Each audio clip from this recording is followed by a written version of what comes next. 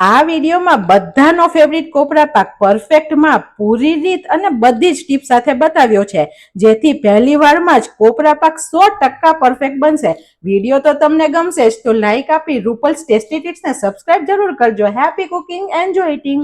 Perfect કોપરા પાક બનાવવા માટે જોઈશે પરફેક્ટ માપ. તો 2 કપ એટલે કે ટોટલ 200 ગ્રામ જેટલું ઝીણું ટોપરાનું છીણ લીધું છે.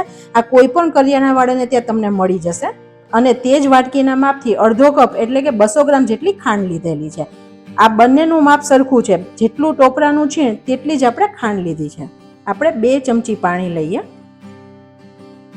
અને કોપરા પાકને સરસ કલર આપવા માટે 10 થી 15 જેટલા આપણે કેસરના તાતણા એડ કરીએ. આને પહેલા પલાળીને આપણે સાઈડમાં રહેવા દઈએ, જેથી સરસ કલર આવી જાય. ચાસણી બનાવવા માટે અત્યારે આપણે એક જાડા તળિયાવાળું વાસણ લીધું છે. ગેસની ફ્લેમ એકદમ સ્લો રાખીએ. ખાંડ જે માપે લીધી હતી તે એડ કરી દઈએ અને 60 ml અથવા તો ખાંડ ડૂબે તેટલું આપણે પાણી એડ કરવાનું છે. હજુ બીજું 40 ml એટલે ટોટલ 100 ml જેટલું પાણી એડ કર્યું છે.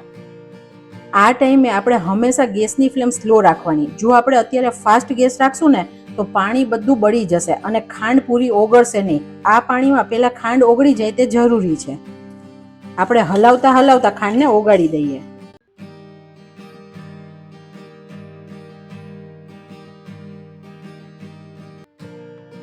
ખાંડ ઓગળી જાય ને પછી તમે મીડિયમ ગેસની ફ્લેમ કરી શકો છો.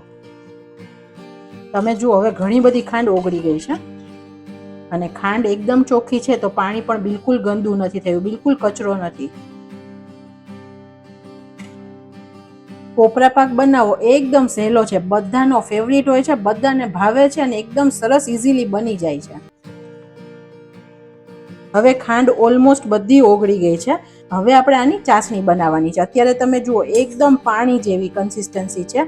ટીપું એકદમ ફટાફટ પડી રહ્યું છે અને તમે અડો ને તો બિલકુલ ચીકાશ નથી. તો હજુ આપણે ચાસણી કરવાની છે. હું તમને એટલે કન્સિસ્ટન્સી બતાવું છું કે તમને લાસ્ટમાં ખબર પડે કે આપણી ચાસણી કઈ રીતે બનાવવાની છે. અને આમ આપણે કોપરા પાક માટે એક તારની ચાસણી બનાવીશું. અને અત્યારે તમે જુઓ એકદમ ઝીણા ફીણ જેવા બબલ્સ છે, એકદમ વધારે બબલ્સ નથી થઈ રહ્યા. હજુ આપણી ચાસણી મૂકીએ 2 થી 3 મિનિટ થઈ છે. આપણે ચેક કરવા માટે લઈ આવી રીતે ડ્રોપ્સ મૂકવાનું અને તેને જોવાનું, થોડું ઠંડુ થવા દેવાનું, પછી જોવાનું. પછી આપણે આમ કરશું ને તો ડ્રોપ્સ છે તે નીચે આવવા લાગ્યું છે. તમે જુઓ રેલાઈ જાય છે. તો હજુ ચાસણી બની નથી. અને તમે હાથેથી પણ જોશો ને તો હજી કોઈ તાર નથી બની રહ્યો. તો અત્યારે ચાસણીને બનવાને હજુ વાર છે. આની ચાસણીને બનતા પણ વધારે વાર નથી લાગતી, 5 થી 6 મિનિટમાં રેડી થઈ જશે.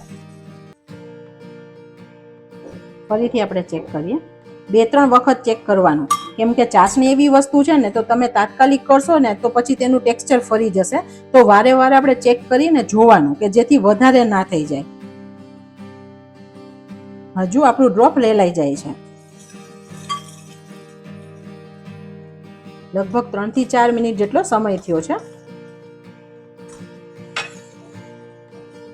ફરીથી આપણે ડ્રોપ્સ લઈએ અને થોડું ઠંડુ થવા દઈએ. ગેસની ફ્લેમ આ ટાઈમે એકદમ સ્લો કરી દેવાની, કેમ કે હવે ચાસણી બનવા આવે ત્યારે ટેક્સચર એકદમ જલ્દી ચેન્જ થઈ જશે. હવે આપણું ડ્રોપ્સ ઠંડુ થઈ ગયું છે. આપણે ચેક કરીએ. હવે જુઓ પહેલાથી એકદમ ધીરું નીચે આવે છે, ઘટ થઈ ગયું છે. અને તમે હાથેથી ચેક કરો ને તો પતલો એક તાર થાય છે. આપણે થોડો જાડો એક તાર કરવાનો છે. તમે જુઓ એક તાર સારો થાય છે, પણ હજુ આપણે 1 મિનિટ તેને થવા દઈએ. ડ્રોપ્સ લઈએ, ઠંડુ થવા દઈએ. જો તમને આ ટાઈમે ના ફાવે ને તો તમારે જ્યાં સુધી ડ્રોપ્સ ઠંડુ થાય ને ત્યાં સુધી ગેસ બંધ કરી દેવાનો, જેથી ચાસણી બહુ વધારે ના થાય. ચાસણી ઇનકેસ બિગિનર્સ છો અને થોડી ઓછી થઈ તો તમે તેના પીસ નહીં પાડી શકો, પણ તમે તેને બોલ્સ વાળી અને તમે તેને ખાઈ તો શકો જ છો. હવે આપણે ચેક કરીએ. હવે જુઓ એકદમ ઘાટો મસ્ત તાર થાય છે.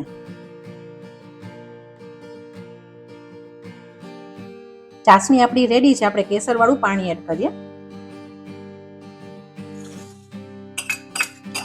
અને 1 મિનિટ ફરીથી થવા દઈએ.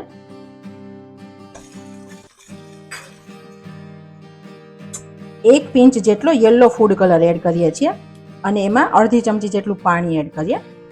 તેને પણ ડાયલ્યુટ કરીને એડ કરીએ. જો તમે ઘરમાં જ ખાવા કોપરા પાક બનાવો છો તો તમે ફૂડ કલર એડ નહીં કરો તો ચાલશે.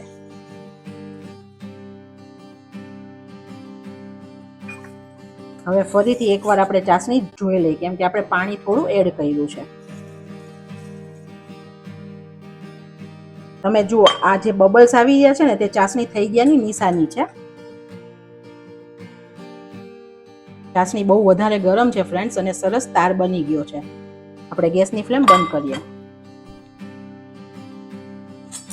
ચાસણીને આપણે નીચે ઉતારી લીધી છે અને થોડી રૂમ ટેમ્પરેચર પર આવવા દઈએ. એકદમ ઠંડી નથી કરવાની, સ્લાઇડ જ.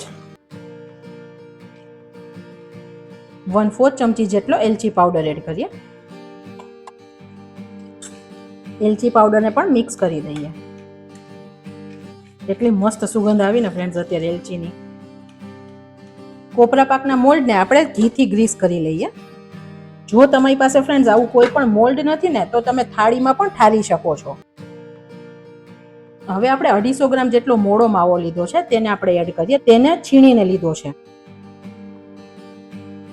તેને સરસ મિક્સ કરીએ.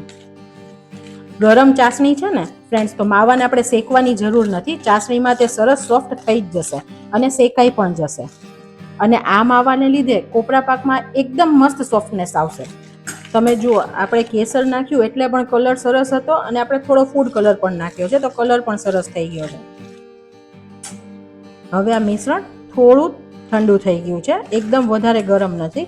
આ ટાઈમે આપણે ટોપરાનું છીણ એડ કરી દઈએ અને સરસ મિક્સ કરીએ. માવો નાખ્યો છે તો ટોપરા પાક 2 દિવસ સુધી બહાર રહેશે અને 7 થી 8 દિવસ સુધી તમે ફ્રીઝમાં રાખી શકો છો. પણ ફ્રેન્ડ્સ, ટેસ્ટી જ એટલો છે ને કે તરત ખવાઈ જ જશે.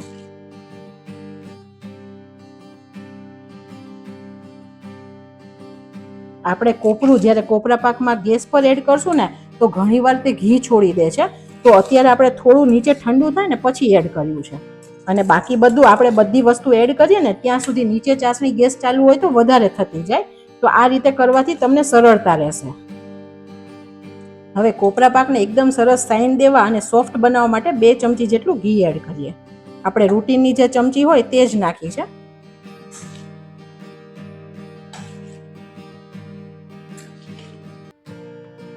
હવે બધું સરસ મિક્સ થઈ ગયું છે. હવે બધું મિશ્રણ મિક્સ થઈ ગયા પછી આપણે આવી રીતે હાથમાં લેવાનું અને તેનો બોલ બનાવી જોવાનો. જો હાથમાં નથી ચોટતો અને સરસ બોલ વળી જાય છે અને શેપ આવી જાય છે ને તો તેના પીસ સરસ પડશે. ટોપરા પાક પરફેક્ટ છે. ચાસણી આપણી એકદમ સરસ પરફેક્ટ છે. ઠારી દઈએ કોપરા પાકને. હવે આપણે તેને સરસ દબાવી અને સેટ કરીએ. તમને જેવા પીસ ગમે, મોટા ગમતા હોય નાના, તે રીતે તમારે સેટ કરવાનું.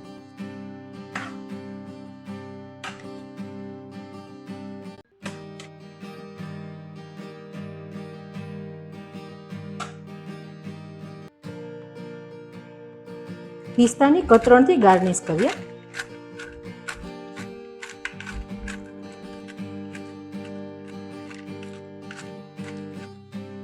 થોડું તેને દબાવી દઈએ. હવે કોપરા પાકને 4 થી 5 કલાક માટે આપણે સેટ થવા દઈએ. 3-4 કલાક પછી આપણે તેના પીસ કરી દઈએ. એકદમ સોફ્ટ કોપરા પાક તૈયાર થયો છે. વાવ ફ્રેન્ડ્સ, અન્નપૂર્ણામાની કૃપાથી બેસ્ટ કોપરા પાક બનીને રેડી છે.